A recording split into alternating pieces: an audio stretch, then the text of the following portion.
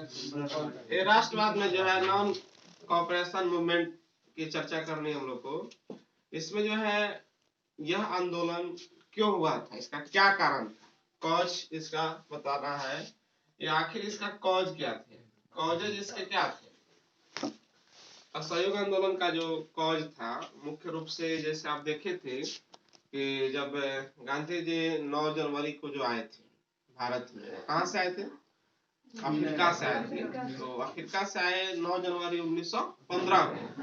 तो आने के बाद जब लखनऊ अधिवेशन में गए थे तो वहां से वहां राजकुमार शुक्ल मिले थे चंपारण के। तो चंपारण में गए, चंपारण के जो है किसानों के गतिविधियों को समझे और वहां पर जो किसान के साथ जो अत्याचार की जा रही थी, जो नील की खेती कराई जाती थी जबरदस्ती, और लगान जो है कर टैक्स जो है मतलब बहुत अधिक वसूली जाती थी, इसके संदर्भ में गांधी जी ने एक आंदोलन खड़ा किया, आंदोलन शुरू किया।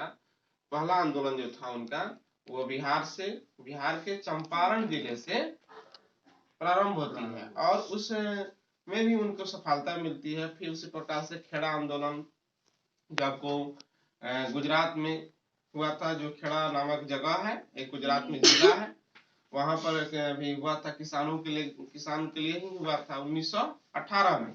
और 1918 में ही अहमदाबाद मिल मजदूर हड़ताल, जो गांधी बाबा का पूछता है कि सबसे पहला हड़ताल कौन सा है, तो सबसे पहला हड़ताल कौन था, अहमदाबाद मिल मजदूर, ठीक है ना। अहमदाबाद मिल मजदूर जो था वो क्या था उनका पहला हड़ताल था।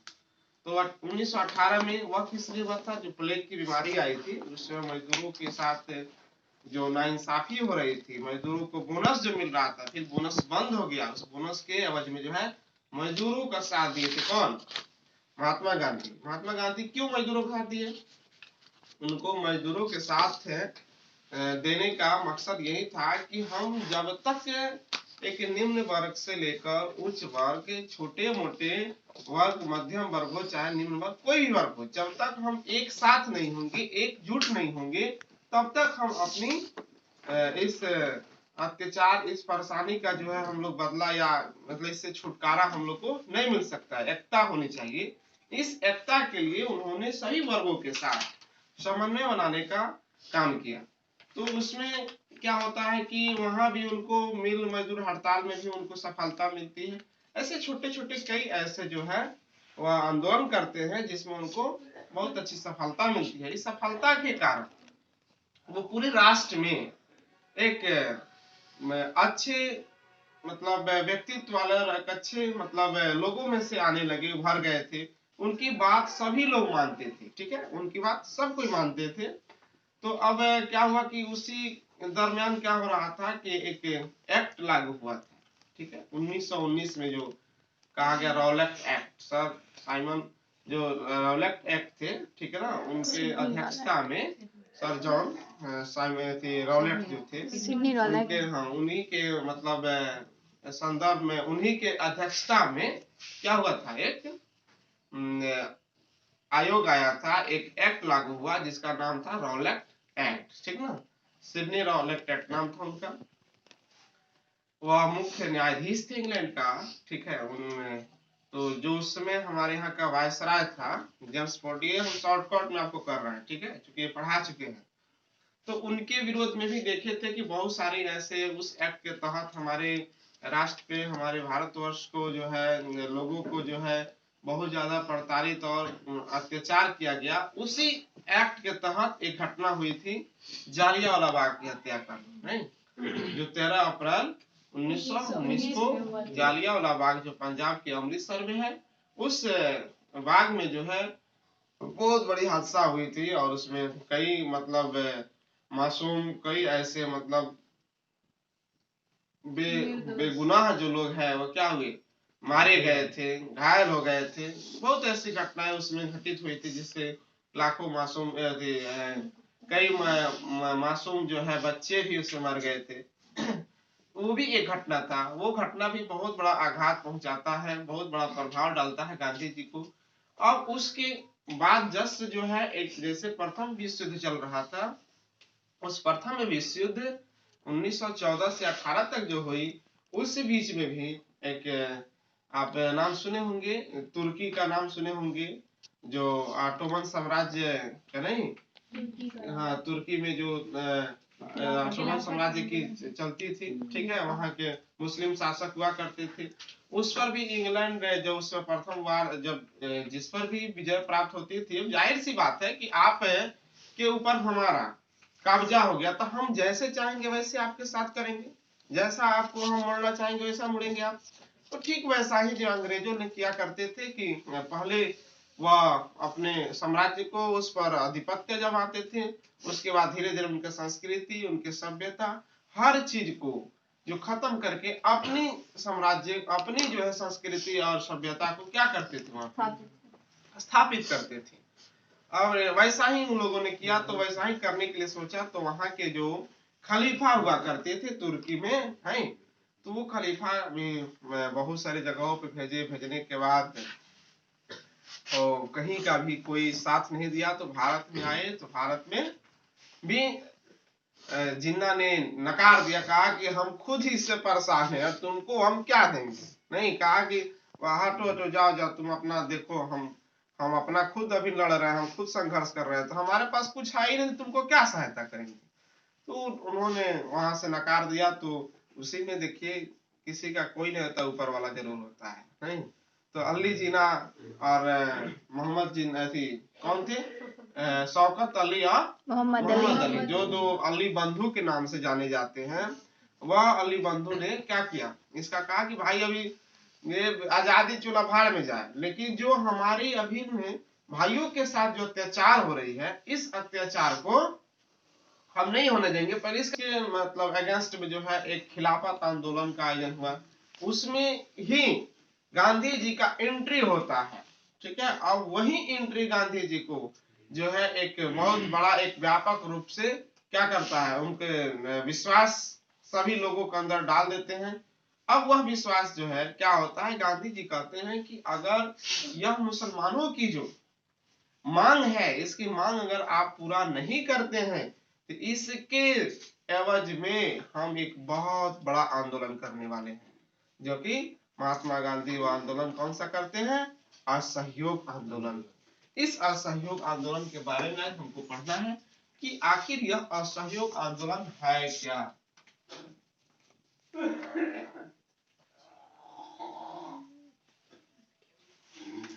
तो ये असहयोग आंदोलन, अब देखेंगे कि असहयोग आंदोलन क्या है। तो गांधी जी कहते हैं कि गांधी जी वही खिलाफत आंदोलन से रिलेटेड जो बातें थी, कहा कि अगर आप नहीं मानेंगे इनकी बातें को, तो हम एक दूसरा आंदोलन करने जा रहे हैं। यदि आप मान जाएंगे तो हम छोड़ देंगे, आप नहीं मानेंगे तो जरूर करेंगे हम। तो अंग्रेज तो थेथर था ही नहीं, मतलब थेथर, उसमें बेहाया जिसको बोलते हैं ना, बेहाया सब था। कुछ कर लीजिए, उसके आगे गिड़गिड़ा लीजिए, रो लीजिए, गा लीजिए, कोई प्रभाव नहीं पड़ता था। तब क्या हुआ कि गांधी जी घोषणा कर दिए 1 अगस्त 1920 को, 1 अगस्त 1920 को इन्होंने क्या किया, असहयोग आंदोलन करने का घोषणा किया। अब यह घोषणा की, अब देखेंगे इस घोषणा में क्या होता है कि एक बहुत बड़ी एक नेता का मृत्यु हो जाती है इसी दिन, 1 अगस्त 1920 के दिन ही क्या हो जाती है जी, मृत्यु हो जाती है। तो अब यह मृत्यु हुई किसका, आप सुने होंगे गरम दल के नेता, जो 3 नेता थे, बहुत चर्चित थे, नाम याद है, लाल बाल पाल। उसी लाल बाल पाल में से एक बाल, जिसका नाम पूरा था बाल गंगाधर तिलक। इस बाल गंगाधर तिलक का जो है क्या होता है जी, मृत्यु हो जाती है। यह कब होता है मृत्यु, जिस दिन असहयोग आंदोलन का घोषणा किए गांधी जी, उसी दिन 1 अगस्त 1920 को इनका मृत्यु हो जाती है। जो बहुत बड़े एक नेता थे, बहुत एक अच्छे मतलब भारत के लिए लीडर थे, गरम दल के नेता थे। अब इनकी मृत्यु हो गई, लेकिन मृत्यु होने के तो दुखी थे ही, बहुत लोग दुखी थे, काफी दुखी थे, लेकिन फिर भी ये घोषणा हो चुकी थी, गांधी जी कर दिए थे, तो इसको आरंभ कर दिया गया था। असहयोग आंदोलन को क्या किया, आरंभ किया गया। अब इसमें क्या है कि 1 अगस्त 1920 को जब इनका मृत्यु होता है, तो मृत्यु के बाद अब कभी कभी आता है कि भाई इनका मृत्यु हुआ, तो एक क्वेश्चन आता है, मुस्लिम लोग देखते होंगे कि किसी हिंदू के जो है कंधा देने के लिए जब मर जाता है तो नहीं जाता है, नहीं। लेकिन एक मुस्लिम थे उस समय जो बाल गंगाधर जी के शव को, मतलब उनके अर्थी को वह कंधा देते हैं। कौन?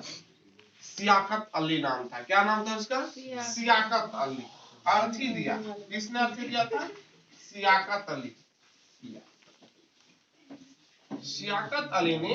अब ऐसा थोड़ी है जी ये फिल्म स्टार का जो सनी देओल अकेले अपने बाप को जो है शमशान घाट लेके चला गया, ऐसा नहीं ना है।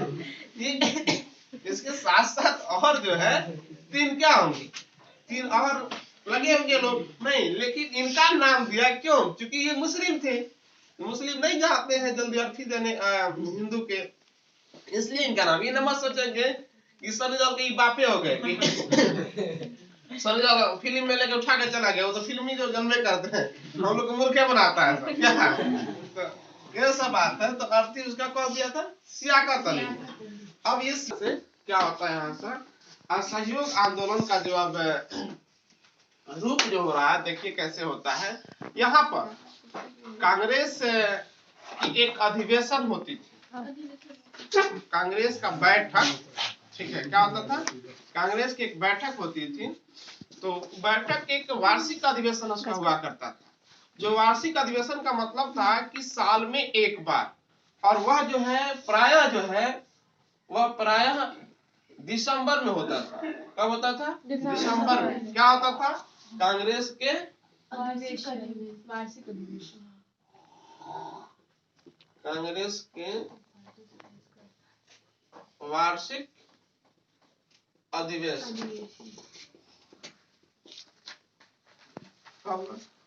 का वार्षिक अधिवेशन हुआ करता है दिसंबर माह के, प्राय दिसंबर माह में ही। अब देखेंगे कि यहाँ क्या होता है कि तो ठीक है, गांधी बाबा तो बोल दिए नहीं, लेकिन उसमें एक बहुत बड़ी पार्टी थी, कांग्रेस पार्टी थी भारत में। अब क्या होता है कि इस जब एक तो मृत्यु हो गई, नहीं, और मृत्यु होने के बाद अब क्या होता है, यहाँ पर एक अधिवेशन बुलाई जाती है, ठीक है। कौन सा अधिवेशन? विशेष अधिवेशन, स्पेशल एक अधिवेशन होता है। और वह कब होता है? कब होता है जी? ये आपको 1920 में ही होता है। कब होता है? 1920 में।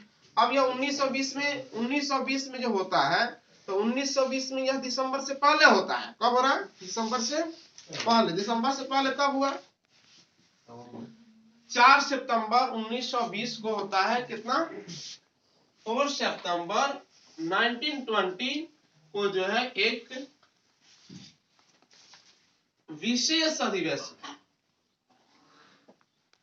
कांग्रेस की एक विशेष अधिवेशन, कांग्रेस की एक विशेष अधिवेशन जो होती है वह कब होती है? 4 सितंबर 1920 को। अब कहाँ होता है? कलकत्ता में। कहाँ होता है जी? कलकत्ता में। कोलकाता कहाँ होता है? कलकत्ता में होता है। अब इस अधिवेशन का अध्यक्षता कौन करता है? ये क्वेश्चन रहता है कि एक विशेष अधिवेशन हुआ, इस विशेष अधिवेशन में ये इसका अध्यक्षता कौन कर रहे हैं कांग्रेस की ओर से? तो कांग्रेस की ओर से लाला लाजपत राय इसकी अधिवेशन की अध्यक्षता कर रहे थे। कौन कर रहे थे जी? लाला लाजपत राय। लाला अध्यक्षता।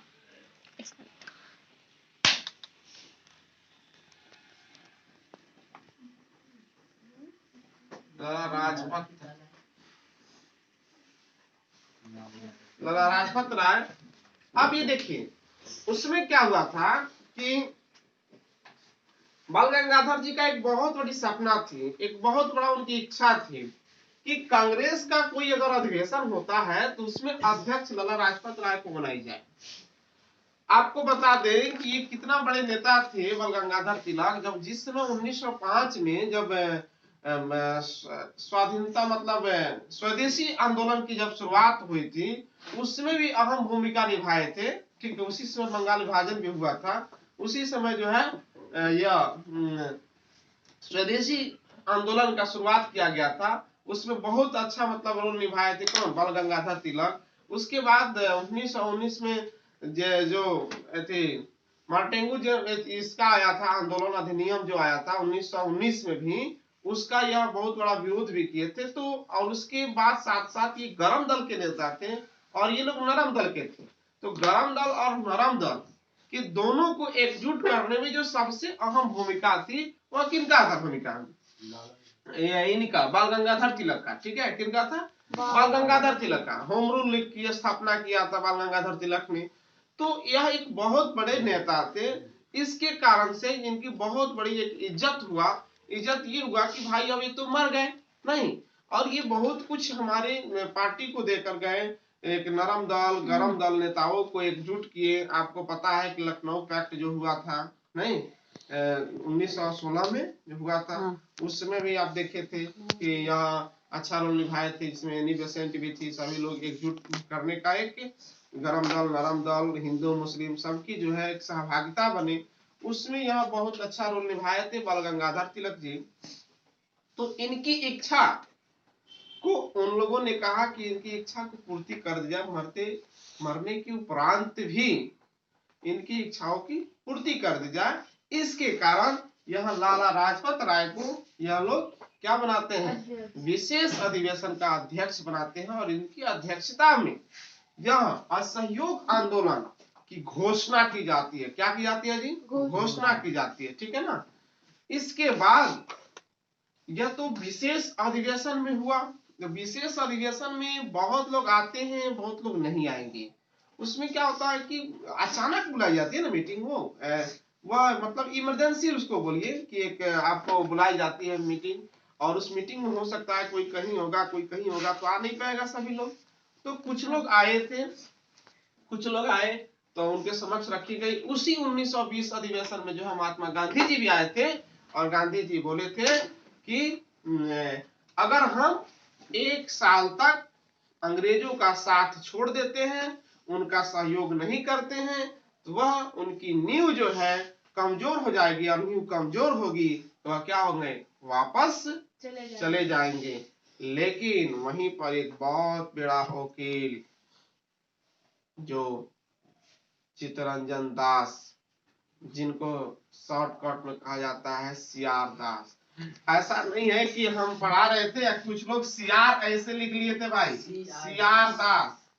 ये सीआर दास नहीं है, ठीक है ना। सी और आर दास, ठीक है, चित्तरंजन दास, ठीक है। तो हम पढ़ा रहे थे, आज कुछ लोग जो है इसको लिख लिए सीआर दास, ठीक है। अरे भोकलोल, सीआर दास नहीं ना होगा, सी और आर दास अलग अलग है, ठीक है। इसलिए कहा कि ये सीआर दास एक बहुत बड़े वकील थे, बहुत बड़े एडवोकेट थे। उन्होंने कहा कि गांधी जी आप जितना आसान समझते हैं उतना आसान ही है नहीं चोर साहब, ये सब महाथर है, ये सब जो है ऐसे नहीं जाएगा। आपका यह निर्णय, आपका यह आंदोलन सक्सेस नहीं होगा। तो यहाँ पर कौन विरोध किया जी? चित्तरंजन दास ने वहां पर अपोज किया था, ठीक है। वह एक बहुत बड़ा वकील थे। अब देखेंगे फिर क्या होता है 25 दिसंबर को। अब देखिए भाई कोई भी चीज है अगर जब चलता है तो उसका पक्ष विपक्ष दोनों रहेगा साथ में। आप सरकार में ही देख लीजिए, पक्ष विपक्ष नहीं होगा तो फिर काम कैसे चलेगा? नहीं, किसी को तो कुछ नहीं तो फिर मनामानी हो जाएगी ना। इसलिए वहां पर किसी ने अपोज किया तो किसी ने साथ दिया, बहुत लोगों ने साथ भी दिया था, तब तो ये आंदोलन हुआ। तो उनका कहना था कि ऐसे भी गांधी जी एक अपनी हिंद स्वराज्य में लिखा है पुस्तक में कि अगर हम 1909 में एक किताब उनकी थी स्वराज हिंद की, जिसमें हिंद स्वराज है, स्वराज जो भी है स्वराज हिंद है। तो उसमें कहा उन्होंने कि अंग्रेजों का हम साथ अगर देना बंद कर दे तो हम अंग्रेजों से क्या हो जाएंगे? मुक्त हो जाएंगे। तो ये उनकी बात थी, उनकी किताबी भाषा है। लेकिन यहाँ पर सीआर दास ने, सीआर आप लोग भी नहीं निकलेंगे, नहीं तो आप अगर सीआर लिख लेते हैं किताब में तो